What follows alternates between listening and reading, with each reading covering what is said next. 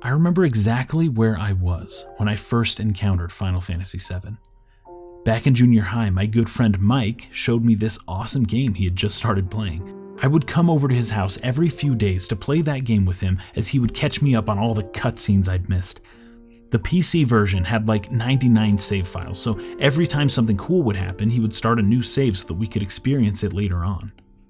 After he beat the game, he let me borrow it for a while, and I was captivated.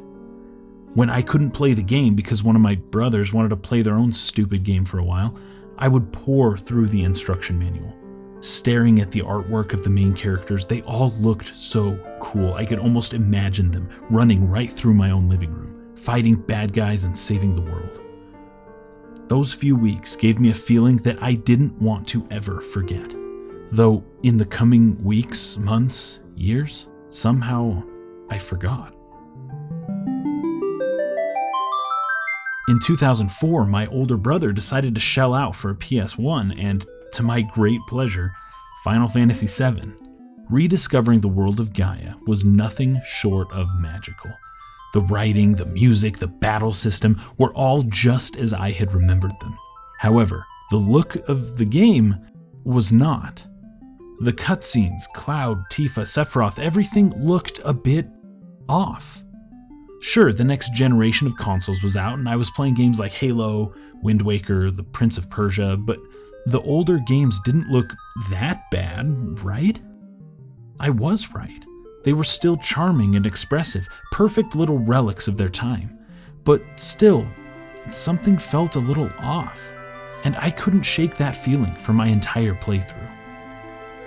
It was the same game, but it felt different this time.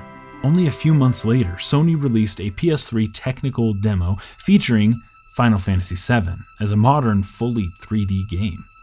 The prospect of Final Fantasy VII being remade with modern graphics made me so excited I couldn't even think straight.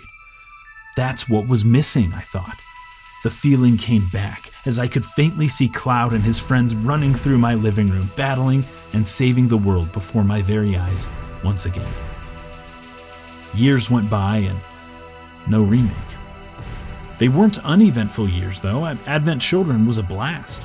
That one anime came out, Dirge of Cerberus, was, well, we had Crisis Core, and Cloud is in Smash Brothers. I mean, how could you not like that? The truth is, with all the Final Fantasy VII related media that came out afterwards, beautiful as it may have looked, there was still something missing. It just didn't feel much like the world I had explored in the original game. Had I simply outgrown Final Fantasy VII? We've all had experiences where we've looked back on something we used to love, something that we identified heavily with, something that got us through some hard times, and realized that maybe it just wasn't quite as good as we thought it was.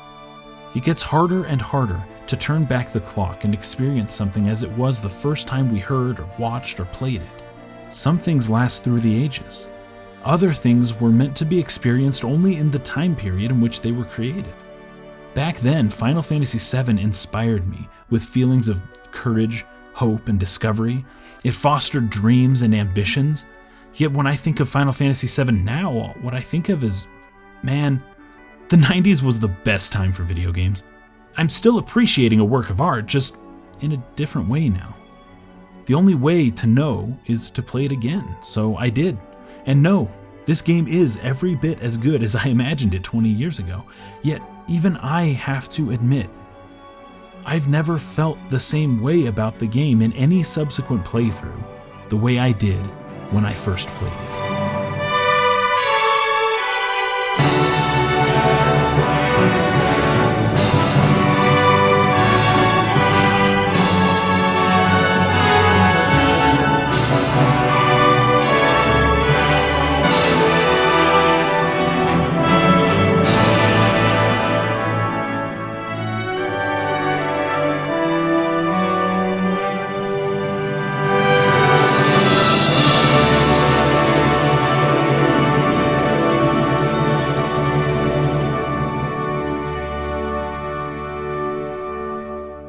I replayed it again just this past year and had an amazing time doing it. The game is just so perfect. But there is one problem. I knew what was going to happen. Every time, at every turn, I already knew what I was going to see, hear, even feel. The big moments still hit me though. The times where I felt tremendous sadness. The times where I laughed so hard I could barely breathe. The times where all seemed hopeless. These moments still landed 20 years and several playthroughs later, but something was missing this time, something I can't quite put my finger on.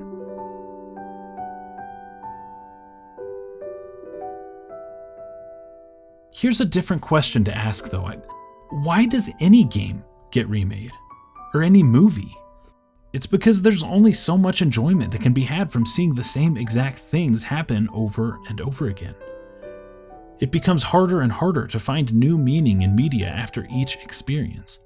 Visual mediums that are based in spectacle have a unique problem. People eventually lose the feeling of awe and wonder that they had on their first encounter. And whether conscious or unconscious, they want that feeling back. They never really wanted it to go in the first place, but, well, things happen. Life happens. As we grow older, we change. And whether we want it to or not, time just keeps moving forward. Here's probably my biggest realization in making this video though. Why do books not get remade? Sure, there have been a few modernized interpretations of older texts like the Bible or ancient poetry, but as a medium, why do books not get remakes? Our imagination of what we're reading can't possibly be the exact same upon every reading. The images that we see when we reread a book will invariably be different every time. Remaking a book is as simple as rereading it. The visual spectacle is entirely up to the reader. I would argue that it's easier to re-engage a book and come away with a similar feeling as the first reading than it is for a video game, or a movie, or any other medium. So much is left to the imagination. Just like when I would sit and read the Final Fantasy VII instruction manual, all the while imagining these characters as they would look in reality, running through my living room, fighting bad guys, and trying to save the world.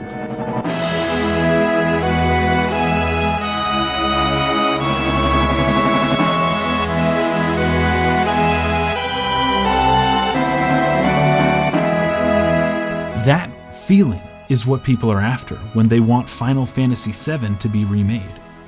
They want to experience that game for the first time again. It sounds like an oxymoron, but a good remake certainly has that potential.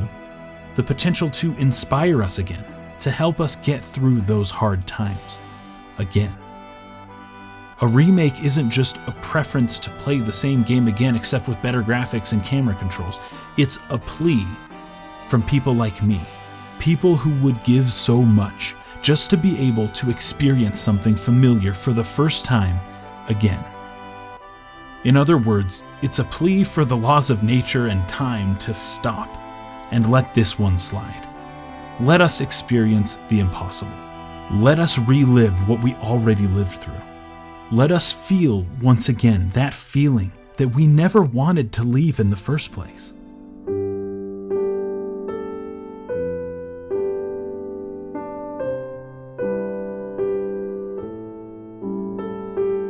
That is what we all hope for when we call on Square Enix, engineers and architects of our childhoods, to remake their best-selling game.